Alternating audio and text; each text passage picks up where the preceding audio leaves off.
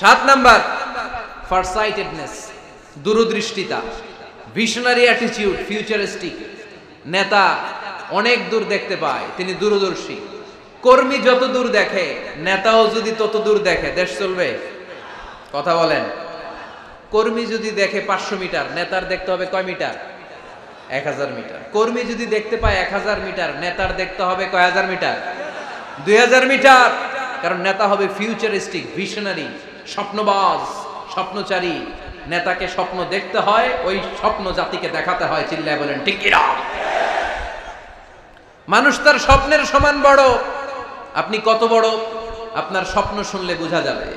স্বপ্ন সেটা না যেটা মানুষ ঘুমিয়ে ঘুমিয়ে দেখে, স্বপ্ন সেটা যেটা অর্জনের আকাঙ্ক্ষা মানুষকে ঘুমাতে দেয় না।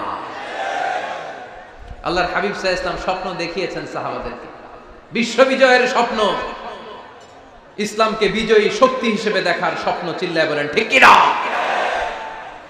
আল্লাহর হাবিব বলতেন, ইন্নাল্লাহা জাওয়ালি আল আরদা ফারাআইতু মাশারিকাহা ওয়া মাগারিবাহা।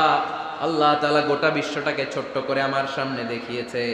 আমি ফুটবলের সাইজের এই পৃথিবীর প্রাচ্য পাশ্চাত্য, ডানে বায়ে সামনে পেছনে সবটাই দেখেছি।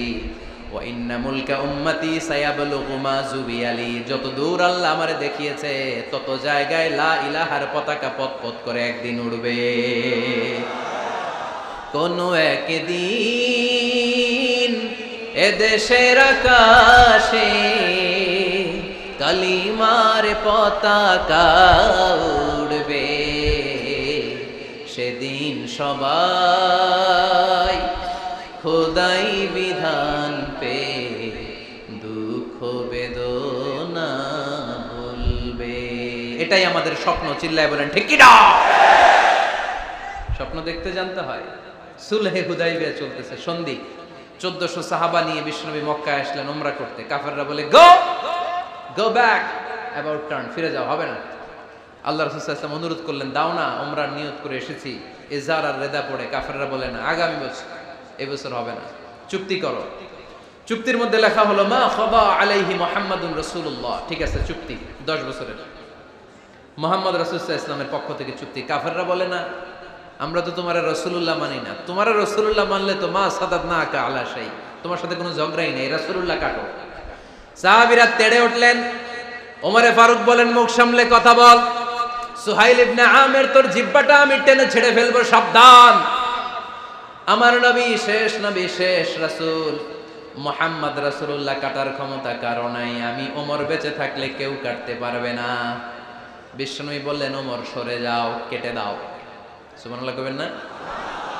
মুহাম্মদ রাসূলুল্লাহ কাফেররা মানে না। কাফেররা কয়, তুমি লেখো মুহাম্মদ ইবনে আব্দুল্লাহ, আব্দুল্লাহর বেটা মুহাম্মদ।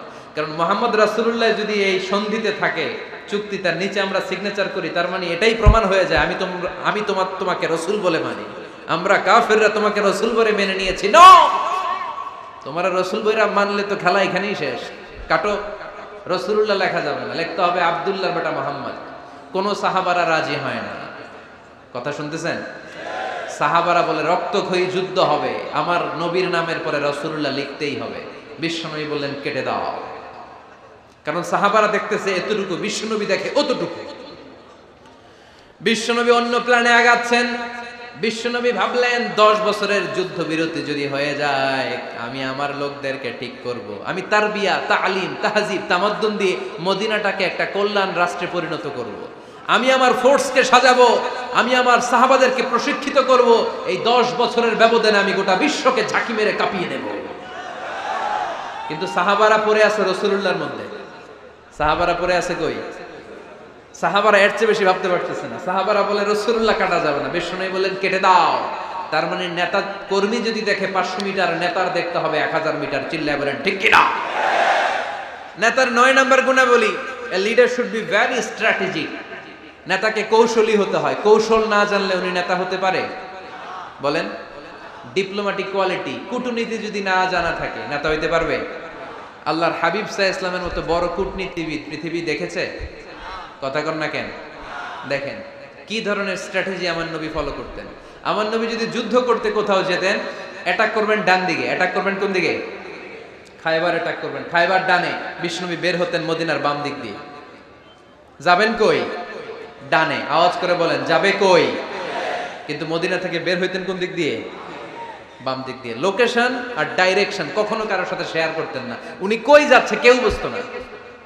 বাম দিক দিয়ে বের হয়ে অনেক ঘুরে তারপরে ডান দিকে যেতেন। সুবহানাল্লাহ পড়বেন না? অ্যাটাক করার সময় 3টা অপশন দিতেন, choose any of the options. যে বলতেন নাম্বার 1 আসলিম তাসলাম, ইসলাম মানো, ভাই ভাই আমার হৃদয়ে চলে আসো, তোমরাও ভাই আমরাও ভাই, দুনিয়াতেও শান্তি আখিরাতেও শান্তি। এটা যদি ভালো না লাগে, option 2 you pay the tax, we provide you the security. তোমরা ট্যাক্স দিবা, আমরা তোমাদেরকে সিকিউরিটি দিব। ইউতুনা আল জিজিয়াতা আন ইয়াদিন ওয়া হুম সাগিরুন, তোমরা জিজিয়া দিবা, আমরা সিকিউরিটি দিব।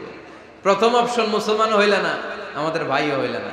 দ্বিতীয় অপশন ট্যাক্সও দিবা না, কাফির থাকতে মনে চায় থাকো, খ্রিস্টান থাকো, ইহুদি থাকো, ধর্মান্তরিত হওয়া লাগবে না, খালি ট্যাক্স দিবা, ওইটাও ভালো লাগে না। 3 নাম্বার অপশন হচ্ছে the sword will decide what gonna happen among আস, তলোয়ার ফয়সালা করবে এখন কি হবে।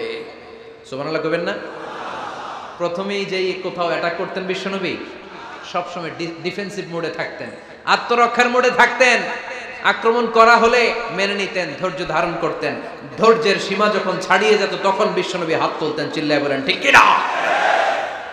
যুদ্ধের ময়দানেও যখন সেনাপতি পাঠাতেন বলতেন খবরদার নারীদের গায়ে হাত তুলো না, বৃদ্ধাদেরকে মেরো না, শিশুদেরকে মেরো না, ওই এলাকার পাদ্রীদের গায়ে হাত তুলো না, ওই এলাকার গবাদি পশুগুলোকে হত্যা করো না, গাছপালাগুলো ধ্বংস করো না। তোমাদের বিরোধী যোদ্ধারাও যদি তলোয়ার রেখে দিয়ে হাত তুলে বলে আল আমান, সিকিউরিটি সিকিউরিটি, আমরা আমান চাই, নিরাপত্তা চাই, তাকেও মেরো না। সুবহানাল্লাহ পড়বেন না? গোটা বিশ্বকে সভ্যতা শিখিয়েছেন। মক্কা বিজয়ের পরে গণধর্ষণ করেন নাই, গ্রামকে গ্রাম তিনি জ্বালিয়ে দেন নাই, হাজার হাজার লক্ষ লক্ষ শত্রুকে এক বাক্য দিয়ে ক্ষমার ঘোষণা দিয়েছেন, চিল্লায় বলেন ঠিক কিনা। As a father, as a teacher, as a commander, as a leader, as a lawgiver, as a lawmaker, as a reformer of the society, Muhammad is the superman of the world. আওয়াজ করে পড়তে হবে আল্লাহু আকবার। কূটনীতি কারে বলে, diplomacy কারে বলে, স্ট্র্যাটেজিক অ্যাটিটিউড কারে বলে, শিখে নেন। বদরের প্রান্তরে বিশ্ব ইসলাম উপস্থিত হলেন। ওই যে কাফেরদের তাবু, কাফেররা আসছে 3 দিন আগে, মুসলিম সৈনিকরা পৌঁছলেন 3য় দিন। এসে বিশ্ব ইসলাম সবাইকে বললেন কত হতে পারে কাফের, কেউ বলতে পারে না। 2 জন রাখাল পেয়ে জিজ্ঞেস করলে এই রাখাল কয়দিন ধরে আছো? আমরা 1 সপ্তাহ ধরেই বদরে আছি। শুনতেছেন? শুনতেছেন? উনি বললেন ওই যে কাফেররা যে আসছে কয়দিন আগে? কয় 3 দিন আগে। 3 দিন আগে। কত হবে সংখ্যা? কলু কাসীর, অনেক। কত হইতে পারে? রাখাল 2 টাকা জানি না। আল্লাহ রাসূল সাল্লাল্লাহু আলাইহি ওয়াসাল্লাম চিন্তায় পড়ে গেলেন, কারণ ওনার যুদ্ধে অ্যাটাকের সিস্টেম ছিল শত্রু সংখ্যা কত এটা আমাকে জেনে নিতে হবে। সুবহানাল্লাহ পড়বেন না? অনেক কৌশল হাতড়িয়ে এবার বিশ্বনবী আবার রাখাল 2টাকে ডেকে পাঠালেন, বললেন কাম ইয়ানহারুনা কুল্লা ইয়াউম, ওরা আসার পর থেকে প্রতিদিন খাওয়ার জন্য কয়টা করে উট জবাই করে? এবার ওরা বলল প্রথম দিনে ইয়াউমান তিসআন, প্রথম দিন খাওয়ার জন্য উট জবাই করেছে 9টা। অফিল ইয়াউমি সানি 10, আর দ্বিতীয় দিনে উট জবাই করেছে 10টা। বিশ্বনবী বললেন তাই ইদান আল কওমু মা বাইনা 900 ওয়াল আলফ, তাহলে কাফেররা 900 থেকে 1000 এর মধ্যে হবে। কত ছিল কাফেরের সংখ্যা? বদরের যুদ্ধে কাফেরের সংখ্যা ছিল কত? 1000। কিভাবে নমুনা দেখে আলামত সংগ্রহ করতেন? ওরা কয়টা উট জবাই করেছে 2 দিনে? প্রথম দিন 9টা, দ্বিতীয় দিন 10টা। বিশ্বনবী হিসাব মিলাই ফেললেন যোগ বিয়োগ দিয়ে, কাফেরের সংখ্যা 900 থেকে 1000 এর মধ্যে হবে। হিসেব করে দেখা গেল 1000 সৈনিক এসেছিল সেই বদরের যুদ্ধে। চিল্লায় বলো আল্লাহু আকবার। স্ট্র্যাটেজি জানতে হয় না, তাকে কৌশল জানতে হয়। সর্বশেষ নেতার যে গুণ, এটা বলে শেষ করব, সাকসেশন ম্যানেজমেন্ট। নেতা ভালো নেতা বানায়া যায়, ঠিক কিনা? A good leader produces a good leader. একজন ভালো নেতা তখনই ভালো নেতা যখন সে নতুন করে ভালো নেতা তৈরি করে দিয়ে যায়, ঠিক কিনা? সে যদি নতুন নেতৃত্ব তৈরি করে দিয়ে না যায়, সমাজ চলবে? চলবে? এটাকে বলে দি সাকসেশন ম্যানেজমেন্ট।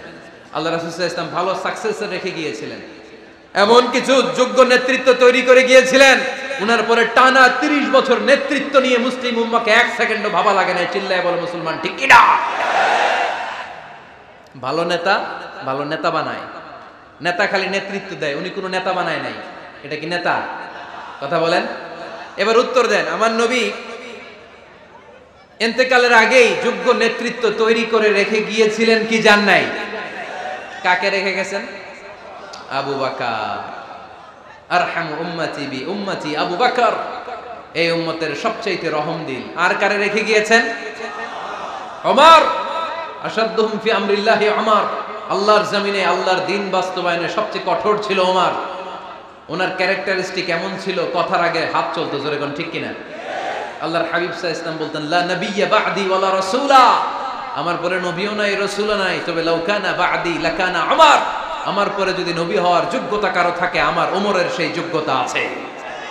প্রভু তুমি বলেছো রাসূল দেবে না, বলনি দেবে না ওমর, বলনি দেবে না হামজা তারি, খালিদ বিজয় সমর। প্রভু তুমি বলেছ রাসূল দেবে না, বলনি দেবে না ওমর, বলনি দেবে না হামজা তারি, খালিদ বিজয় সমর। প্রভু তুমি বলেছ রাসূল দেবে না।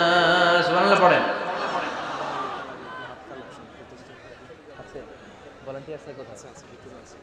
এই উঠতেছেন কেন? হ্যাঁ, উঠলেন কেন? এই 2 ঘন্টা ওয়াজ শোনার পরে শেষ বেলায় আপনারা উঠে যাবেন না? বিশৃঙ্খলা আমি দেখতে চাই না। একটা লোক প্যান্ডেলে আওয়াজও করবে না, উঠতেও পারবে না। আমার নবী নিজেও ছিলেন শ্রেষ্ঠ নেতা, রেখেও গিয়েছেন শ্রেষ্ঠ নেতা। চিল্লায় বলেন ঠিক কি না? সাইয়েদনা আবু বকর, সাইয়েদনা উমর ফারুক, উসমান যুন্নুরাইন, আলী রাদিয়াল্লাহু তাআলা আনহু যোগ্য নেতৃত্ব হাতে কলমে প্রশিক্ষিত করে ওনাদেরকে রেখে গিয়েছেন। তাই মুসলিম উম্মার আর নেতৃত্বের সংকটে পড়া লাগে নাই। জোরে কোন ঠিক কি না? জি।